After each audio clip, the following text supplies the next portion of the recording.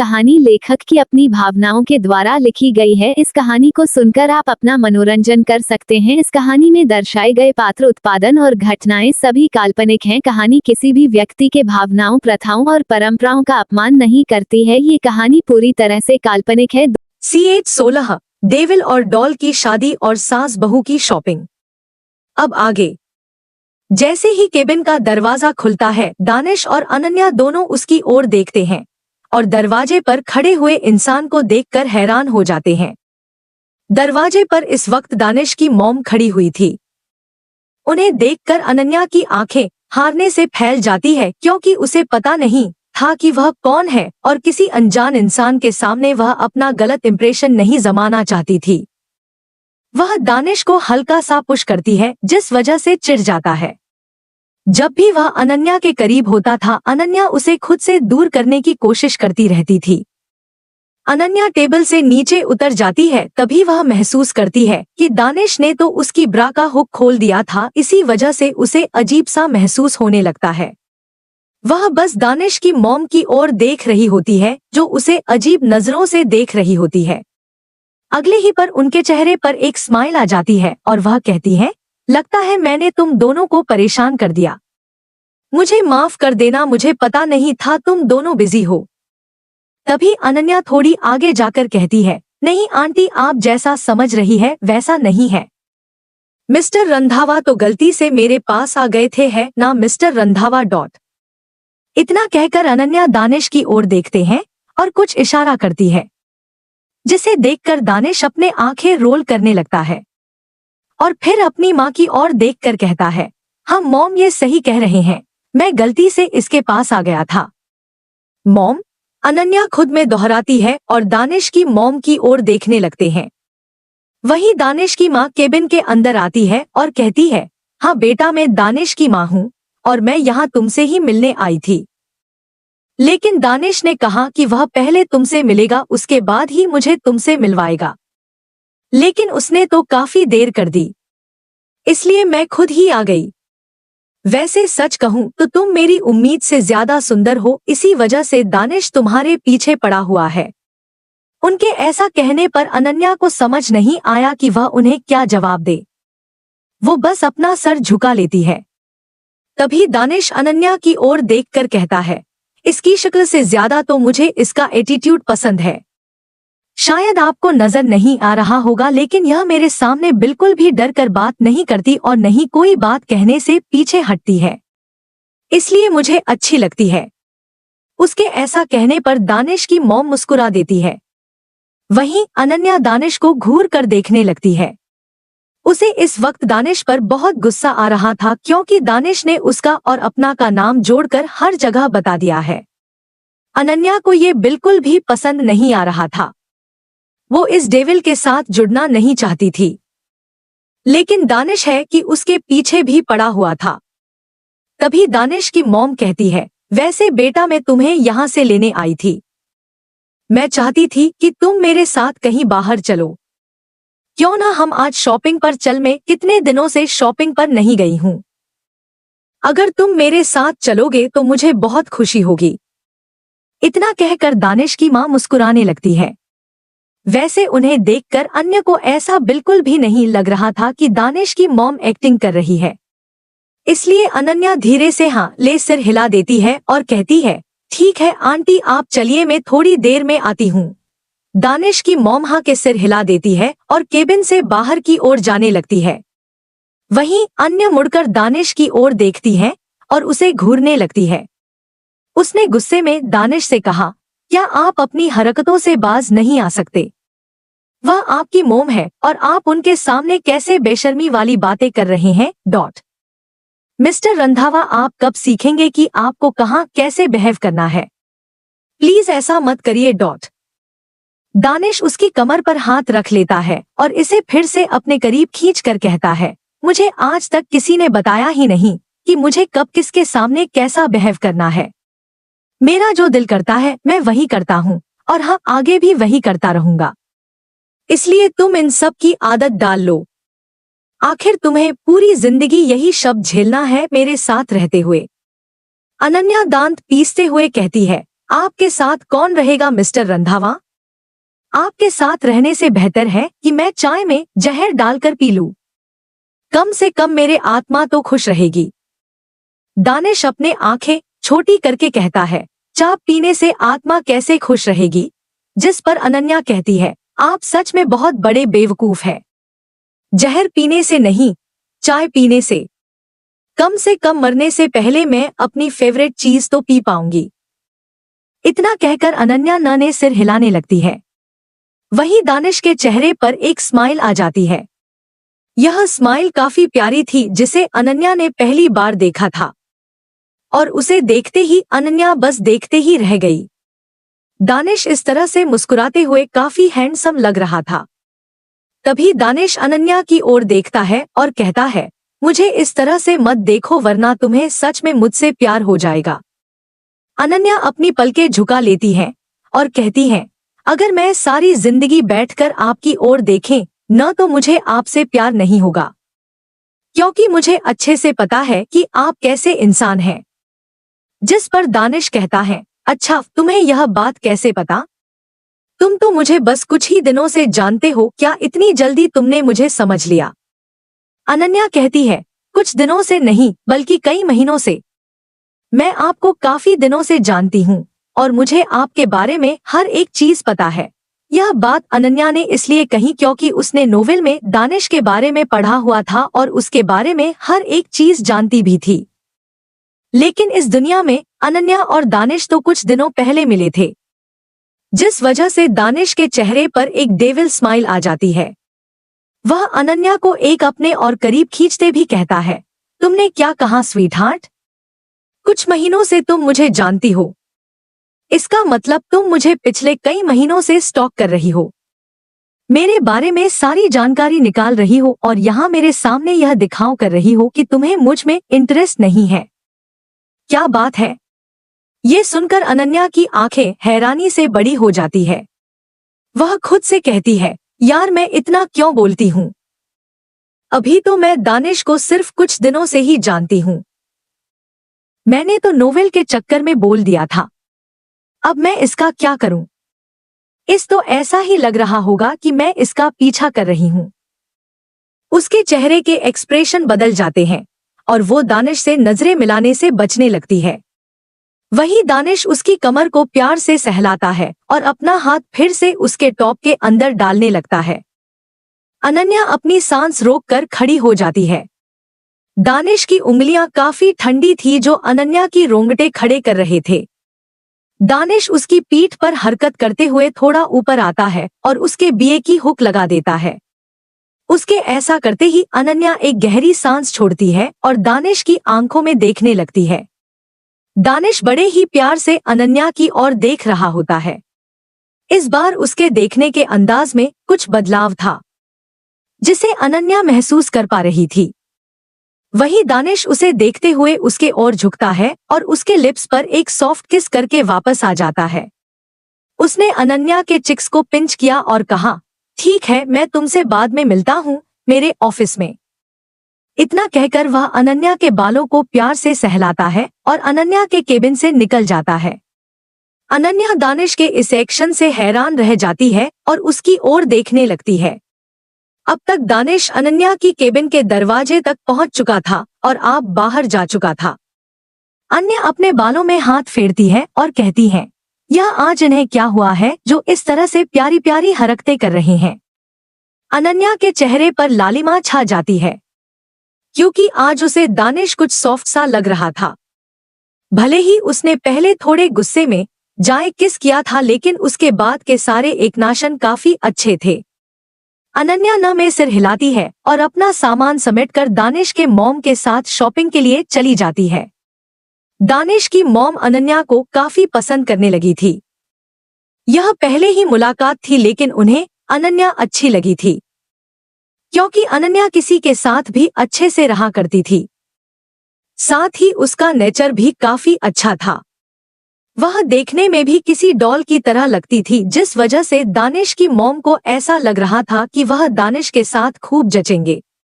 Devil और doll दोनों साथ में काफी प्यार लगेंगे। यही सोचकर दानिश की मॉम ने अनन्या को काफी शॉपिंग करवाई। उसके लिए कपड़े, बैग्स और ज्वेलरी तक ली। दानिश की मॉम अनन्या को एक कार गिफ्ट करने की बात भी कर रही थी, लेकिन अनन्या ने उन्हें यह कहाकर मन कर दिया कि उनके घर में भी काफी ड्राइवर हैं। साथ ही उसे कार चलने भी नहीं आती, जिस वजह से दानिश की मांग को उसकी बात माननी पड़ती है। अनन्या इतना सारा सामान लेकर खुराना मेंशन आ जाती है।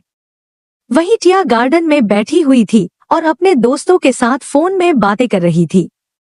तभी उसकी नजर अनन्या पर जाती है, जिसके हाथ में काफी सारी शॉपिंग बैग्स थी।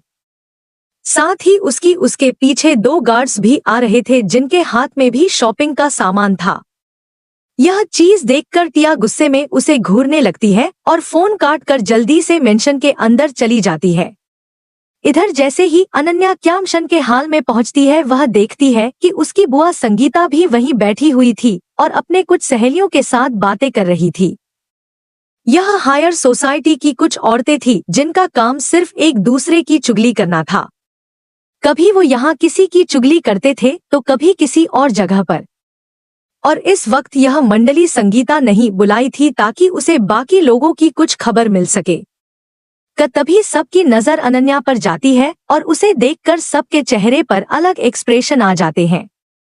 सब उसे बड़ी हैरानी से देखने लगते हैं, क्योंकि अब तक तो अनन्या बड़ी ही सीधी सादी बनकर रहती थी। हमेशा कुर्ती पहना करती थी, लेकिन इस वक्त उसने क्रॉप टॉप और एक जीन्स पहना हुआ था, जिसमें वह काफी सुंदर लग रही थी। साथ ही उसके बाल भी काफी स्टाइलिश नजर आ रहे थे। उसके दोनों हाथ में शॉपिंग के पैक थे, जो उसकी पर्सनालिटी को बिल्कुल भी शो नहीं कर रहे थे। यह देखकर एक औरत से कहती है, संगीता, क्या तुमने यह नहीं बताया था कि तुम तुम्हारे भाई की सौतेली बेटी के साथ ऐसा बिहेव करते हो जैसे वह इस घर के लिए कोई मैटर ही ना करती हो? लेकिन इसे देखकर तो ऐसा लग रहा है कि भाई साहब ने इसे काफी अच्छे से रखा हुआ है। देखो जरा इसके हाथ में कैसे भर भर कर सामान रखा हुआ है। कोई कह पाएगा क्या कि ये सौतेली बेटी है? संगीता की नजर अनन्या पर जाती है तो वह उसे गुस्से से करने लगते हैं। उसके पास इतने पैसे नहीं होते थे कि वह इतना सामान खरीद पाए। संगीता अपनी जगह से उठ जाती है और अनन्या की ओर बढ़ने लगती है। वहीं अनन्या चुपचाप से अपने कमरे की ओर जा रही होती है कि तभी संगीता उसके रास्ते में आ जाती है। अनन्या उसे इग्नोर करना ही सही समझती है, इसलिए वह उसके साइड से जाने की कोशिश करती है कि तभी संगीता उसका हाथ पकड़ लेती है। अनन्या के कदम रुक जाते हैं और वह संगीता की ओर देखकर कहती है, बुआ जी, क्या आपको कुछ चाहिए था? संगीता गुस्से से कहती है, मुझे तू क्या दे सकती है? तेरे पास ऐसा क्या ही है जो मेरे कुछ काम आएगा? कहीं तो मुझे अपनी एक्टिंग स्किल्स या फिर किसी अमीर लड़के को बदलने की कला तो नहीं देना चाहती?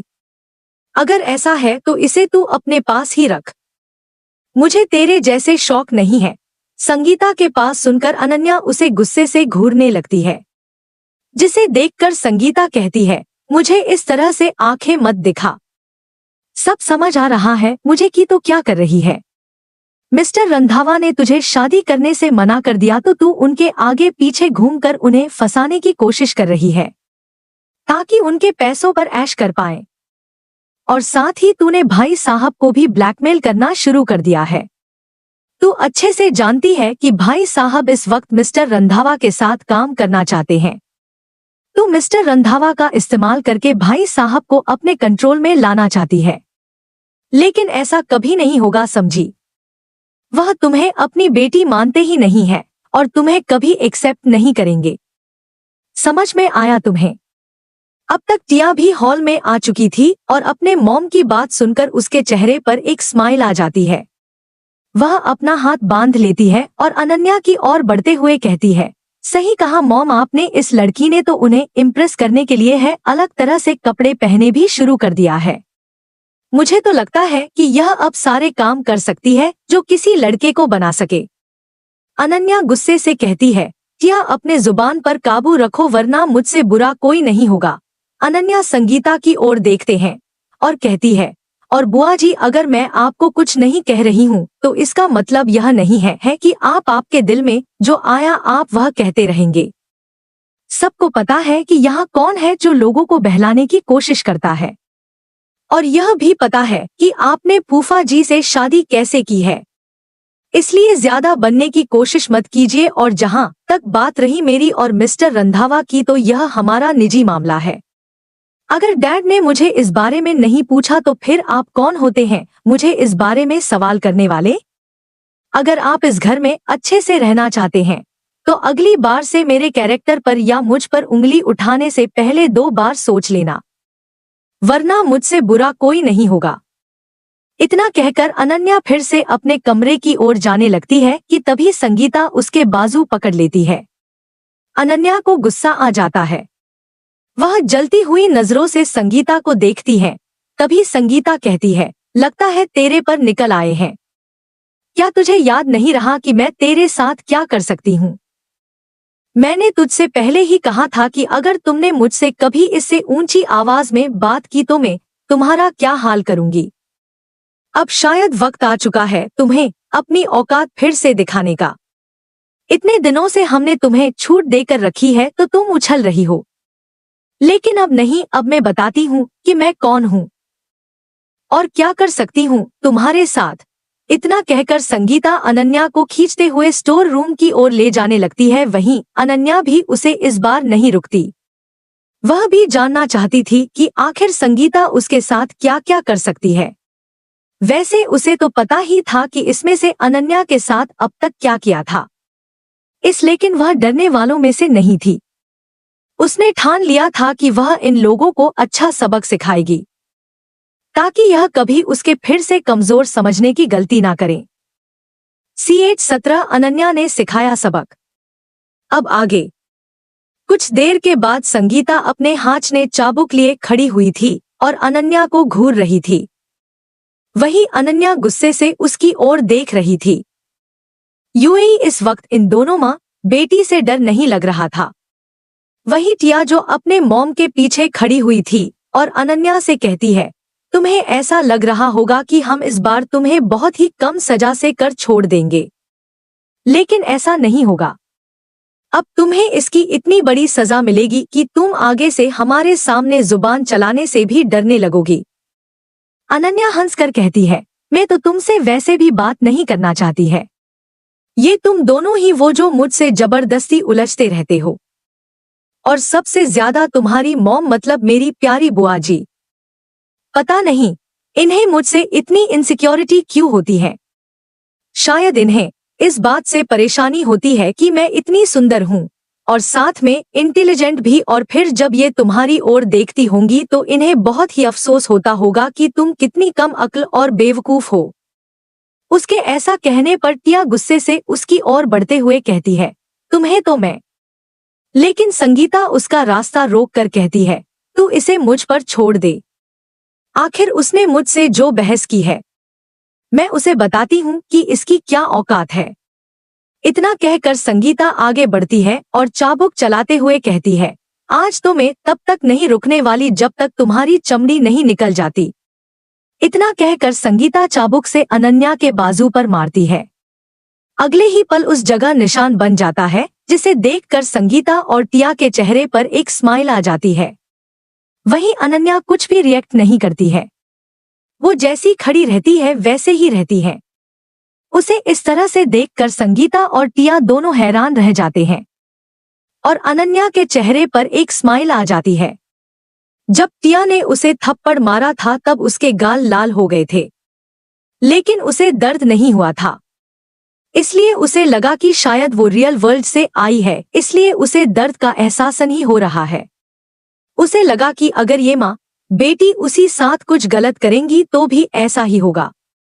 लेकिन ये देखकर संगीता को गुस्सा आ जाता है। वो गुस्से में अनन्या पर 2-3 पर और चाबुक लगती है, लेकिन अनन्या को दर्द का एहसास नहीं हो रहा था। उसे ऐसे देखकर संगीता गुस्से से कहती है, लगता मार खाते खाते अब तुझे आदत हो गई है, इसलिए इतने चाबुक चलाने के बाद भी तुझे कुछ फर्क नहीं पड़ रहा है। रुक, तुझे मैं और अच्छे से बताती हूँ। इतना कहकर संगीता एक बार फिर से उसे मारने के लिए चाबुक उठाती है, लेकिन इस बार अनन्या उस चाबुक को ही पकड़ लेती है और डेविल स्माइल करने लगती है। वही संगीता गुस्से से उसे घूरने लगती है। तभी अनन्या कहती है, लगता है तुम लोगों को चाबुक से बहुत प्यार है ना? रुको, अब मैं तुम दोनों को बताती हूँ कि चाबुक का असली मजा कैसे आता है। इतना कहकर अनन्या उस चाबुक को अपनी ओर खींच लेती है और वो चाबुक संगीता के हाथ से छूटकर अनन्या के पास चली जाती है। संगीता हैरान रह जाती है।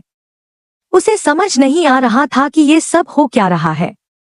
आखिर अनन्या को दर्द का एहसास क्यों नहीं हो रहा है?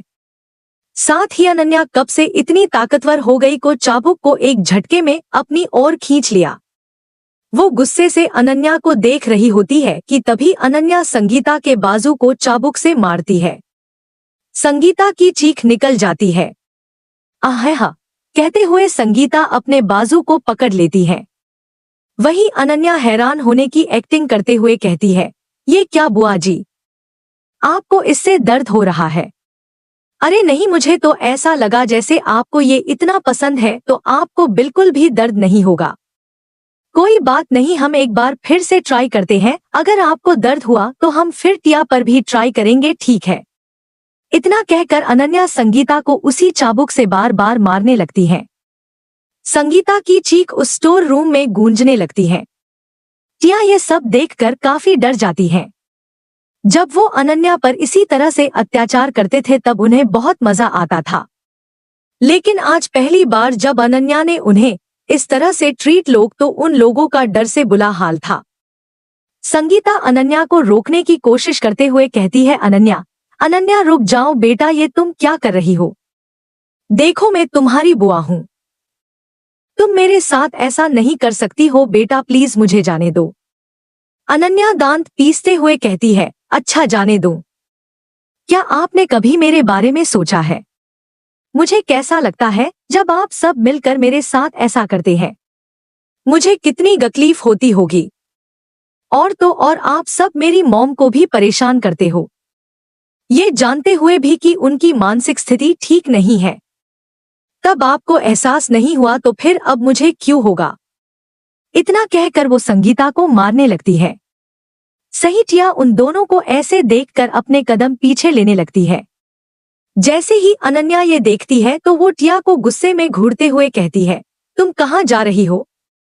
इस तरफ से अपनी मॉम को अकेला छोड़कर नहीं जाना चाहिए, अपनी मॉम का साथ दो दिया। इतना कहकर अनन्या संगीता को छोड़ देती है और टिया के पास जाकर उसके पैर में चाबुक चलाने लगती है। चाबुक के एक ही वार से टिया जमीन पर गिर जाती है और रोने लगती है। ये देखकर अनन्या कहती है, ओह मेरी प्यारी बहन, तुम्हें अभी से रोना आ गया? अभी तो बहुत कुछ काफी है डियर डॉट। इतना कहकर अनन्या उसे भी मारने लगती है और तब तक नहीं रुकती जब तक वो थक नहीं जाती। कंटिन्यू। CH18 क्या वो मुझसे भी ज्यादा हैंडसम है? अब आगे। जैसे ही टिया अपने सामने से आ रहे लड़के को देखती है उसकी आंखें फटी की फटी रह जाती है। उसके सामने आ रहा लड़का दिखने में काफी लंबा चौड़ा था। उसके चेहरे को देखकर ऐसा कहा जा सकता था कि वो काफी हैंडसम है, लेकिन एक हैंडसम लड़के को देखने के बाद भी उसके चेहरे पर स्माइल नहीं थी, बल्कि वो उसे देखकर काफी डर रही थी। वो अपने कदम पीछे लेने लगती है, जिसे देखकर संगीता उसका हाथ पकड़ लेती है और कहती है, देख टिया ये लड़का तो कितना हैंडसम है, मुझे तो पहली बार में पसंद आ गया। लेकिन टिया उस लड़के को हैरानी से डर के साथ देख रही थी। सामने से आ रहे लड़के की नजर की टिया पर जाती है तो वो मुस्कुरा उठता है और टिया को टीस करते हुए देखने लगता है। टिया घबरा जाती है। इतने में ही मिस्टर खुराना उस लड़के और उसी मॉम डैड से कहते हैं, आइए प्लीज यहाँ बैठिए। वो तीनों हॉल में बैठ जाते हैं और वो लड़का दिया की ओर देखते हुए मुस्कुरा रहा था। तभी मिस्टर खुराना कहते गई, इससे मिलिए, ये है मेरी भांजी टिया।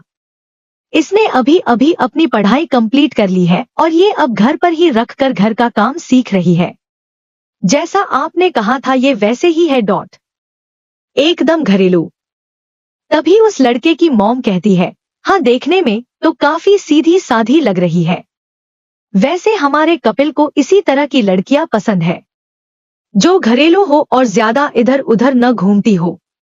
इसलिए हमने सोचा कि एक बार आपसे पूछ ही ले कि आपकी भांजी का नेचर कैसा है। वैसे मैं पूरे यकीन से कह सकती हूँ कि आपकी बेटी इससे भी ज्यादा सुंदर और संस्कारी होगी। क्या है, उससे भी मिल सकते हैं? मिस्टर खुराना मुस्कुराते हुए कहते हैं। हाँ हाँ, क्यों नहीं। ये रही मेरी अनन्या। मिस्टर खुराना अनन्या की ओर इशारा कर देते हैं। वहीं अनन्या भी उनकी ओर देखकर मुस्कुरा रही होती है कि तभी उसकी नजर दरवाजे से आते ही अमित पर जाती है। उसे देखकर अनन्या जल्दी से उसके पास चली जाती है और कहती है, तुम्हारा बॉस कहाँ है? अमित कहता है, मैम वो बाहर। उसने इतना ही कहा था कि अनन्या जल्दी से बाहर की ओर जाने लगती है। ये देखकर अमित सिर हिलाने लगता है। इधर मिस्टर खुराना कपिल से कहते हैं, कपिल बेटा, अगर तुम्हें टिया से अकेले में कुछ बात करनी हो तो तुम कर सकते हो। हमें इस बात से कोई दिक्कत नहीं है। तुम उससे जो चाहे वो पूछ सकते हो। उसके ऐसा कहने पर कपिल अपनी जगह से खड़ा हो जाता है। उसे देखकर मिस्टर खुराना की लगता है कि कहीं उन्होंने कपिल को गुस्सा तो नहीं दिला दिया। क्योंकि कपिल को संस्कारी लड़कियां पसंद थी तो वो भी संस्कारी होगा, और इस तरह से अकेले में बात करना हमारे संस्कारों में नहीं है। तभी कपिल अपने हाथों को अपने पॉकेट में डालकर कहता है, ठीक है, हम गार्डन में बात करेंगे। इतना कहकर कपिल गार्डन की ओर बढ़ जाता है। दिया बस उसे देखती रहती है। तभी मिस्टर खुराना संगीता को कुछ इशारा करते हैं, जिसे देखकर संगीता टिया को थोड़ा सा पुश करती है और उसे कपिल के पीछे पीछे जाने के लिए कहती है। इधर अनन्या बाहर आ चुकी थी और वो देखती है कि दानिश अपनी कार से लगकर सिगरेट पी रहा है। ये देखकर अनन्या कहती है, अगर ये ऐसे ही सिगरेट पीते रहे तो मैं पहले नहीं किस नहीं करने वाली हूँ। इतना कहकर वो गुस्से में दानिश को घूरने लगती है। तभी उसे ध्यान आता है कि वो क्या सोच रही है। वो अपना सिर हिलाते हुए कहती है, हे भगवान, ये मेरे साथ हो क्या रहा है? इस पागल आदमी ने तो मुझे भी पागल कर दिया है। इतना कहकर वो फिर से दानिश को देखने लगती है। तभी वो दानिश उसकी ओर देखता है और ये देखकर अनन्या नर्वस हो जाती है। वो जल्दी से अपनी नजरें झुका लेती है और अपनी उंगलियों के साथ खेलने लगती है। वहीं दानिश अपनी सिगरेट को अपने पैरों के नीचे मसलता है और फिर अनन्या की ओर जाने लगता है। अनन्या को इस बार का अंदाजा था कि दानिश उसकी ओर आ रहा है, इसलिए वो और भी नर्वस हो जाती है।